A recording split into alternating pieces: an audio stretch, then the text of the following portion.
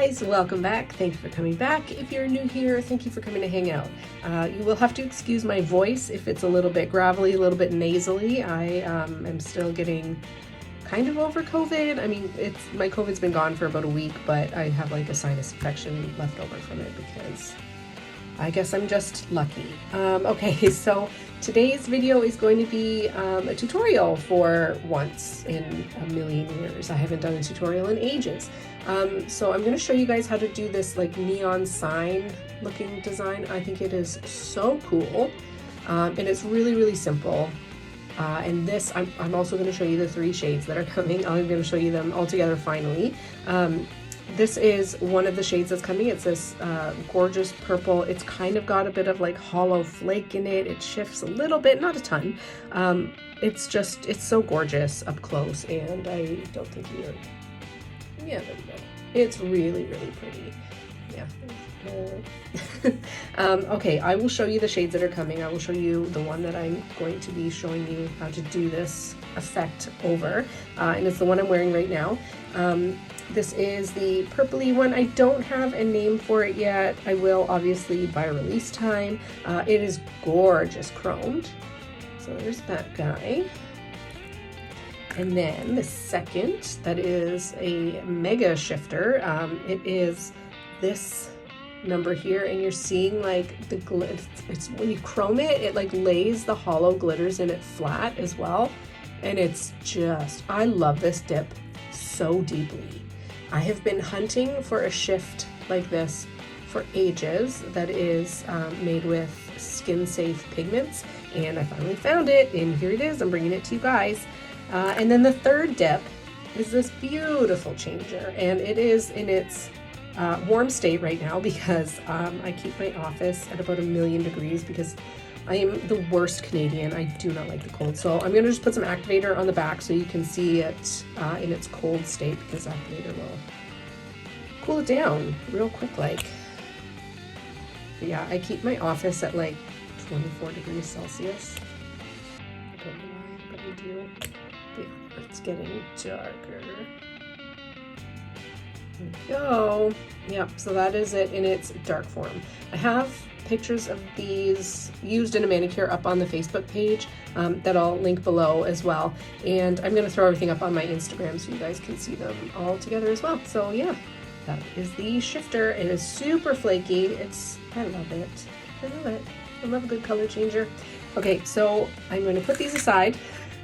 Those aren't important right now. What I'm going to do is, I think I will just like pop, not the pinky because that's too small. My hands are very small. I'm gonna pop my index finger off real quick. Okay, I'm actually gonna show you guys the pop off of this because I'll be very honest, you guys are sleeping on my peel base. It is amazing. It works so well. I just put this dip on last night, and I have found with other peel bases that if you try to pop them off and it's like just done, it kind of is way harder. So all I do is I file the edge so that I can see the line where the dip starts on top of the acrylic I've got on there. I find that line, I put my cuticle pusher under it, kind of wiggle it gently back and forth, and get the whole edge. There. That's it. Got that little piece there, but that's, I mean, it's already off and I don't need anything. Yeah, so that's my peel base. I will link it below.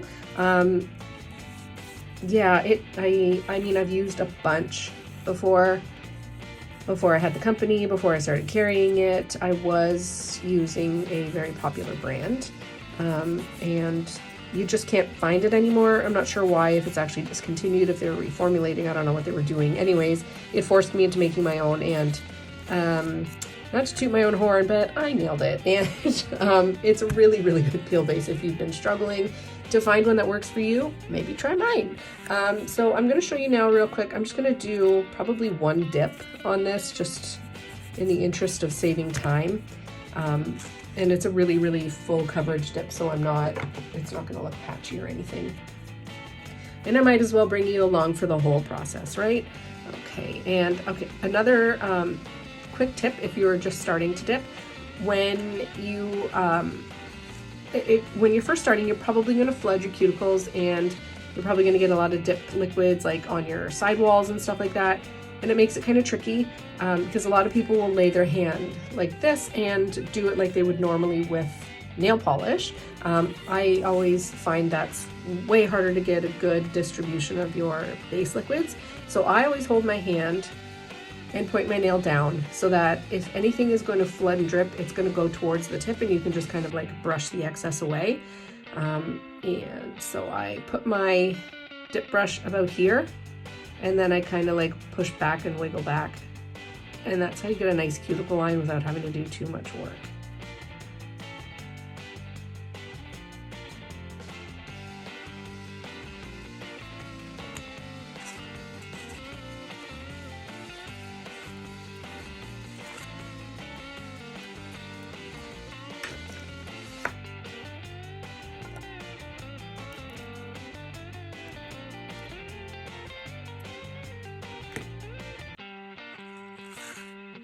Again, in the interest of time, I'm not even going to let this dry before, and I'm not going to brush it off either because I just want to get this out for you guys.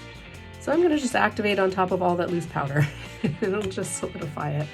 But yeah, like I said, it's a really full coverage color shade, so one dip will do it as long as you have like the strength built underneath with acrylic or gel tip or regular tip or whatever the case is, right? You need a little bit of that thickness, and that's what helps dip nails last so long. All right. There, done, donezo. So to do the neon sign art, you don't really need the smoothest base. Like I'm not gonna buff this or anything, but like it's pretty darn smooth anyways. I'm not gonna buff this before I go in and do the art because I don't know, I think it looks better if it's a little not perfect, you know what I mean? So I'm going to do this with gel. You could do this design with just regular nail polish. You will obviously have the dry wait time in between. But yeah, if you have a gel allergy and you can't use gel products at all, by all means, use regular nail polish to do this. Or you could probably even use those paint pens. It might not, I haven't tried it, it might not be quite as precise and things might kind of muddy together a little bit if you use the paint pens, but regular polish, easy peasy, no big deal. So I need two shades, obviously. I need a red gel polish, and this is no specific brand, it's just somebody sent me a tester. And so, yeah, it's not a brand, it's just a tester product. This one is Rosalind. I got it 100 years ago. And it's just a white. So you'll need your deeper shade or whatever color you want it to be shining. So that will be my red. And to do this, you need to take a very fine detail brush, load it up with your base color of the neon. What should I do here? I might just do another XO because it's a little bit faster. Maybe I'll do one XO and maybe I'll do one little tiny heart. So you load up your brush, and then, where should I do my XO? Here. You're going to want to lay this one down a bit thicker, the base layer, than you kind of want it to be in the end. There's my X, O.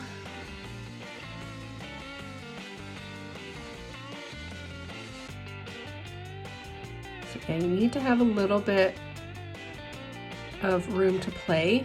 So you need these to be thicker than you want it to actually end up being in the end. And I can't really fit a heart, but I'm gonna try anyway.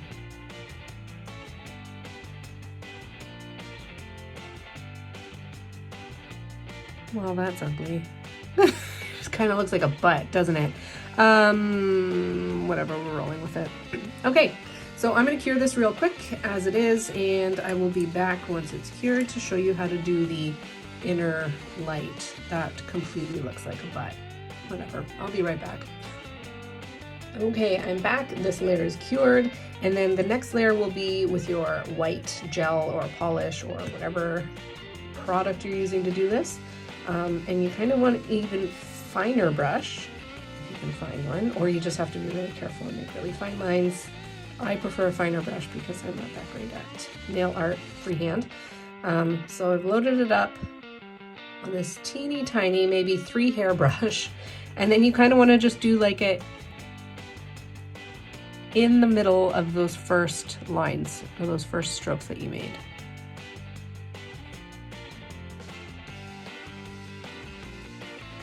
But again, it doesn't have to be perfect because this art doesn't have to be perfect, and I think it looks better when it's a little bit messy.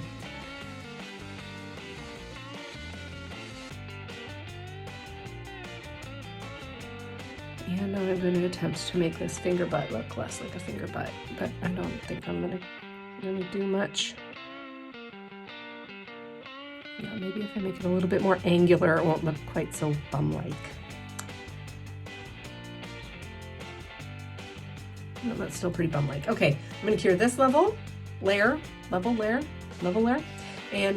again, I'll be right back. All right, we have this layer cured, and then you're going to go back with the original color. If your polish or your gel or whatever you're using is very opaque, you can thin it out with some gel base or some gel top coat clear stuff. I'm actually going to put a little bit of a gel top coat in with mine because it is rather opaque. So right there, and I'm just going to mix it the smallest amount so that you can see that white shine through, which is what makes it look like it is actually lit up.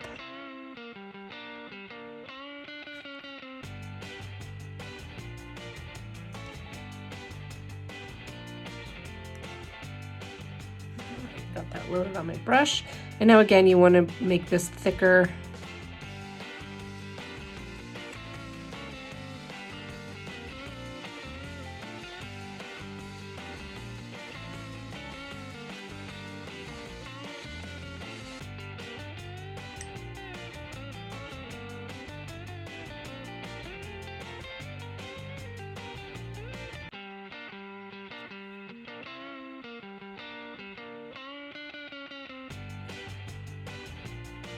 I just think this is a really cool effect, and I think there are so many things, so many seasons, so many events that you could use something like this for on your nails. Like I'm picturing glowing pineapples in the summer and glowing jack-o'-lanterns for Halloween.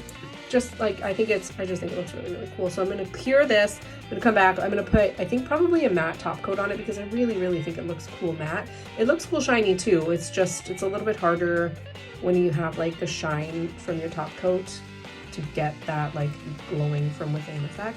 So I'm going to cure this and I'll be back to top coat with you guys and talk to you about the next release that's coming up a little bit. So at least after my nails are done, if you don't give a care about that stuff, you can just click off. But yeah, I'm gonna cure. I'll be right back. 1 second.